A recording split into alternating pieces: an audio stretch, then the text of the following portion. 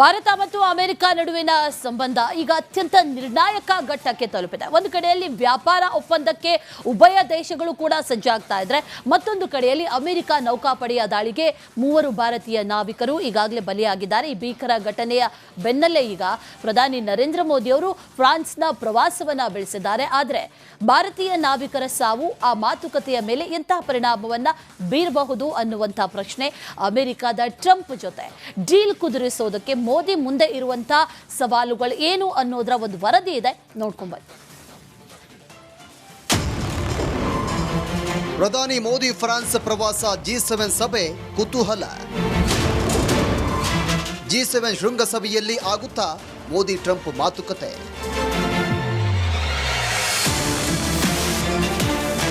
ಪ್ರಧಾನಿ ಮೋದಿ ಫ್ರಾನ್ಸ್ ಪ್ರವಾಸ ಬೆಳೆಸಿದ್ದಾರೆ. ಜೂನ್ 16ರಂದು ಏವಿಯನ್ನಲ್ಲಿ ನಡೆಯಲಿರುವಂತಹ G7 ಶೃಂಗಸಭೆಯಲ್ಲಿ ಭಾಗವಹಿಸಲಿದ್ದಾರೆ. ಸಭೆಯಲ್ಲಿ ನಮೋ ವಿಶ್ವ ಹಲವು ನಾಯಕರೊಂದಿಗೆ ದ್ವಿಪಕ್ಷೀಯ ಸಭೆಗಳನ್ನು ನಡೆಸಲಿದ್ದಾರೆ. G7 ನಾಯಕರು ಹಾಗೂ ಆಹ್ವಾನಿತ ಪಾಲುದಾರ ರಾಷ್ಟ್ರಗಳು ಮತ್ತು ಅಂತಾರಾಷ್ಟ್ರೀಯ ಸಂಸ್ಥೆಗಳ ನಾಯಕರೊಂದಿಗೆ ಅಭಿಪ್ರಾಯಗಳನ್ನು ವಿನಿಮಯ ಮಾಡಿಕೊಳ್ಳಲಿದ್ದಾರೆ. ಆದರೆ ಇದೀಗ ಅಮೆರಿಕ ಅಧ್ಯಕ್ಷ ಡೊನಾಲ್ಡ್ ಟ್ರಂಪ್ರನ್ನ ಭೇಟಿಯಾಗಲಿದ್ದಾರೆ ಎಂಬ ಪ್ರಶ್ನೆ ಮೂಡಿದೆ. ಯಾಕಂದರೆ ಗಲ್ಫ್ ಆಫ್ ಓಮನ್ನಲ್ಲಿ ಅಮೆರಿಕ ನೌಕಾಪಡೆ ನಡೆಸಿದ ಭೀಕರ ಕ್ಷಿಪಣಿ ದಾಳಿಗೆ 3 ಭಾರತೀಯ ನಾವಿಕರು ದಾರುಣವಾಗಿ ಸಾವನ್ನಪ್ಪಿದ್ದಾರೆ. ಇರಾನ್ನ ಸಮುದ್ರ ದಿಗ್ಬಂಧನ ಉಲ್ಲಂಘಿಸಿದ ಆರೋಪದ ಮೇಲೆ ಅಮೆರಿಕ ಸೇನೆ ಹೆಲ್ ಫೈರ್ ಕ್ಷಿಪಣಿಗಳ ಮೂಲಕ ಭಾರತೀಯ ಸಿಬ್ಬಂದಿ ಇದ್ದ 3 ತೈಲ ಟ್ಯಾಂಕರ್ಗಳ ಮೇಲೆ ದಾಳಿ ಮಾಡಿದೆ ಅಂತ ಹೇಳಲಾಗಿದೆ. ಇದೇ ಹೊತ್ತಲ್ಲೇ ನಮೋ G7 ಶೃಂಗಸಭೆಯಲ್ಲಿ ಭಾಗಿಯಾಗಲಿದ್ದಾರೆ.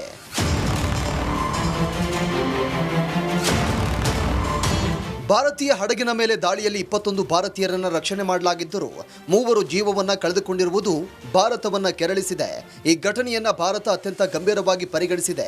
ವಿದೇಶಾಂಗ ಸಚಿವ ಎಸ್ ಜೈಶಂಕರ್ ಅಮೆರಿಕದ ವಿದೇಶಾಂಗ ಸಚಿವ ಮಾರ್ಕೋ ರೂಬಿಯೋ ಜೊತೆ ಮಾತನಾಡಿದ್ದು ಅಸಮಾಧಾನ ವ್ಯಕ್ತಪಡಿಸಿದ್ದಾರೆ. ಈ ದಾಳಿ ಯಾವುದೇ ಕಾರಣಕ್ಕೂ ಸಮರ್ಥನೀಯವಲ್ಲ ಅಂತ ಖಡಕ್ ಸಂದೇಶ ರವಾನಿಸಿದ್ದಾರೆ.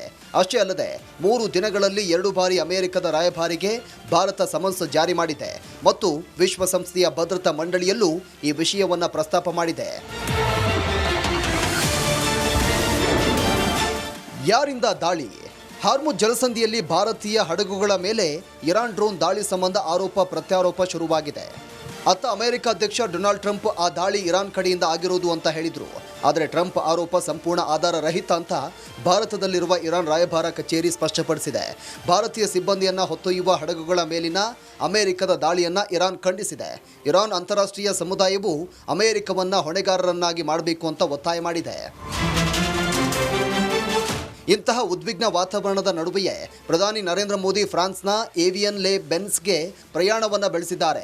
G7 ಶೃಂಗಸಭೆಯ ಜೊತೆಗೆ ಅಮೆರಿಕ ಅಧ್ಯಕ್ಷ ಡೊನಾಲ್ಡ್ ಟ್ರಂಪ್ ಅವರೊಂದಿಗೆ ಸ್ಥಗಿತಗೊಂಡಿರುವಂತಹ ಬಹುಕೋಟಿ ಡಾಲರ್ನ ವ್ಯಾಪಾರ ಒಪ್ಪಂದವನ್ನು ಅಂತಿಮಗೊಳಿಸಬೇಕಾದ ಅನಿವಾರ್ಯತೆ ಮೋದಿಗಿದೆ.